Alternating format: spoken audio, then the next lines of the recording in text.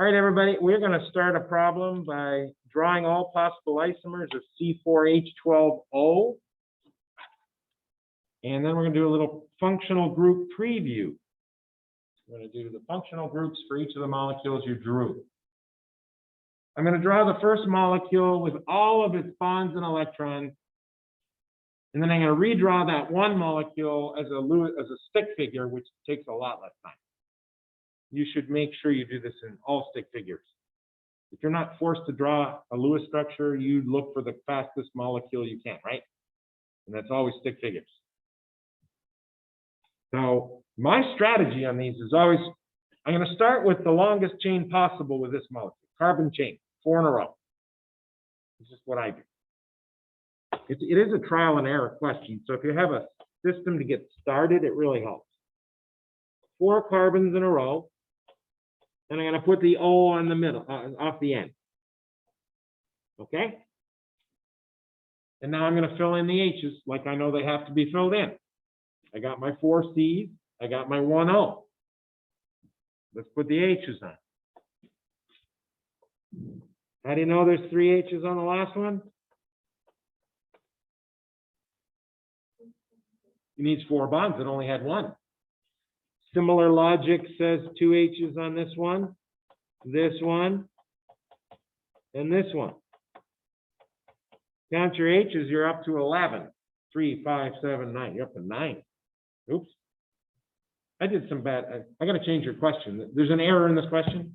There is no molecule in the universe that has the formula C4H10O. I promise. Your question has an error in it. We're fixing it right now. C4H10O. I can even explain the origin of that error, but I don't think you need to know. TMI, as they say. And it's based on this morning's quiz.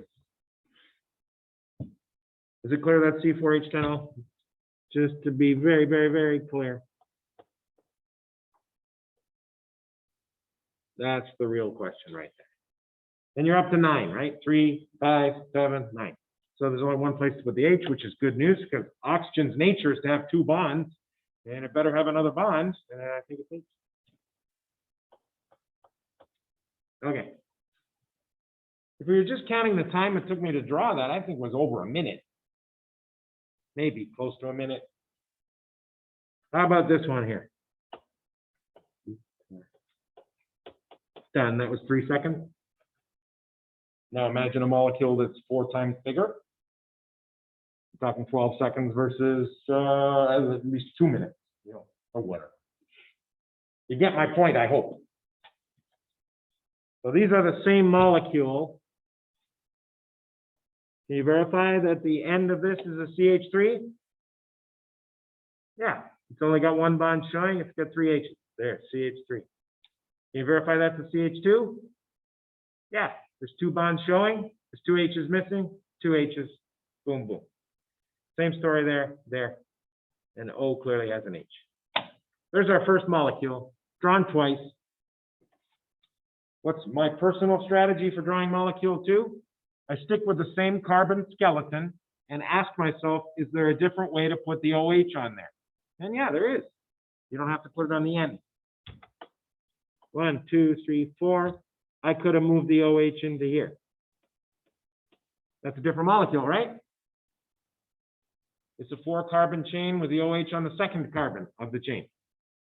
This is a 4-carbon chain with the OH on the first carbon. Right away, different description.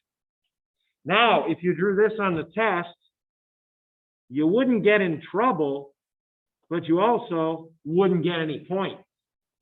It's the same as the previous one. Just use words. Molecules don't know frontwards, backwards, up, down, left, right. They don't know any of that. You start on this end, there's an OH on the second carbon from the end, and then a CH2, CH3. You start on this end, there's an OH on the second carbon from the end, and then a CH2 and a CH3. I just used the exact same words to describe both molecules because of the same molecule. On the test, if you put that there, you don't get a -1. You don't lose points. You just get the teacher squiggling it out because it's not a unique molecule. Okay? We've only drawn 2 molecules so far. First one we drew twice, but we didn't have to. I think we've exhausted the ways to do a 4-carbon chain with an OH sticking off of it. Because if you move it one more to the end here, it's the same as the first one, right? So let's do a 3-carbon chain. Where's your 4th carbon? Don't stick it off the end, then you're back to a 4-carbon chain in the middle. And ask yourself, how many ways can I put the OH on there? 2. You're good. Got some natural ability here. Yeah, you can put it there. Now, if you pretended that this was unique, I'd just scratch it off. Why are they the same? Count, start from here and go 1, 2, 3. It's got the OH on the end and a CH3 on the middle. Here, 1, 2, 3, OH on the end, 2nd carbon, CH3 in the middle. It's the same molecule. Okay? Don't pretend it's unique. Okay, we've exhausted the possibility of 3 carbons in a row. I don't think there's a way to do 2 carbons in a row without getting a 3rd carbon in there. No. Are we done? No, oxygen doesn't have to have an H at all, does it? Oxygen can have a bond to H or a bond to C with that formula. So let's put O between 2 C's. And we put a CH3 here, and how about 3 carbons over here? That's unique, right? And watch this. You don't have to have 3 carbons in a row. That's a different way to do 3 carbons in a row, right? It's not attached on the end, it's attached in the middle. Yeah? And there's only one more. OH between. Now, careful. You don't forget the nature of oxygen's bonding. 2 bonds, 2 lone pairs. We don't have to show lone pairs here. You know there's 2 lone pairs on every one of those oxygens, right? This is not a Lewis question, but you know that, right? But don't be drawing anything with 3 bonds to O.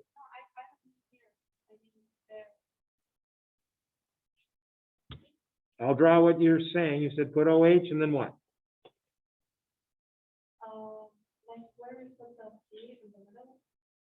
I mean, what's attached to this O next is what I'm asking. Okay.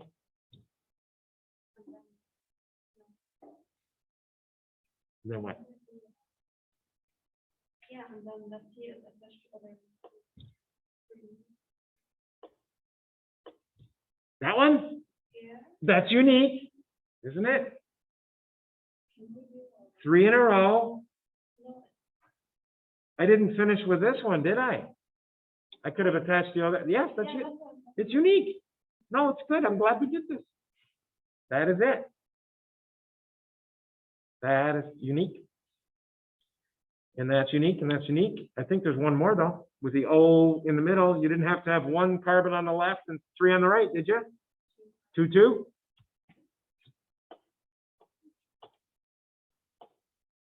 There you go. And we'll do a preview of part B. So we drew 1, 2, 3, 4, 5, 6, 7 molecules here. And I'm going to tell you, hey, how about I tell you what they are, and then you figure out why I'm saying that. If this is a primary alcohol, this is a secondary alcohol.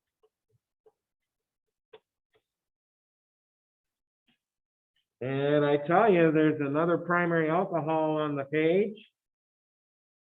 Yeah. Yeah. And there's a tertiary alcohol on this page. Oh, did I say another secondary? I was wrong. Another primary. When you're classifying an alcohol, the 1 means the carbon that's attached to the alcohol, the OH, has only 1 bond to carbon. The carbon here that's attached to the OH has how many bonds to carbon? 2. That's why it's secondary. The carbon here has only 1 bond to carbon. This is the only carbon that we classify right here. So I'll do a highlighter for that. Maybe a light blue highlighter. Primary because there's only one bond to this carbon. This is the carbon you classify on each of them. Ethers, oops, I gave something away. The ones that aren't alcohols don't get a number at all. So there's the carbon. It gets classified. Where's my highlighter? Right there. Light blue. There's only one bond to C here. There's two bonds to C here. And there's three bonds to C here. So what kind of alcohol is that bottom one? Tertiary alcohol. And this is primary. And this morning, you need to look at this morning's too. We did amines.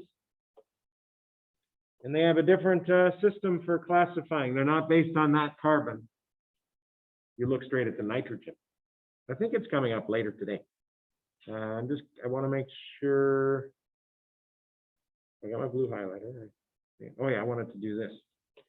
Primary because one bond to C, secondary because two bonds to C, tertiary because three bonds to C. And the rest they're all called ethers. That one, and that one. They don't get a number. And ethers and alcohols have very different behavior, chemically, biochemically, medicinally. In a lot of ways, they're very different, even though they both have O's. And you're going to see another one where there's an O between two carbons called an ester when you read chapter 1. And there's two C's, one on each side of the O again, but one of them has what's called a carbonyl. One of the C's has a double bond to O, a second O, and that's an ester. I believe we had an ester on our last activity right here. COC, like the ether, but one of the C's was a carbonyl. CARBONYL. You'll see videos on it, and you'll read about it. Carbonyl is not a functional group. It's part of 4 of our functional groups in chapter 1. Okay. So we're just getting hints right now. New stuff. There's that one. And then we'll do activity 3, which is a double activity. You get 2 videos from it and 2 points. I think I better stop the video though. Yeah.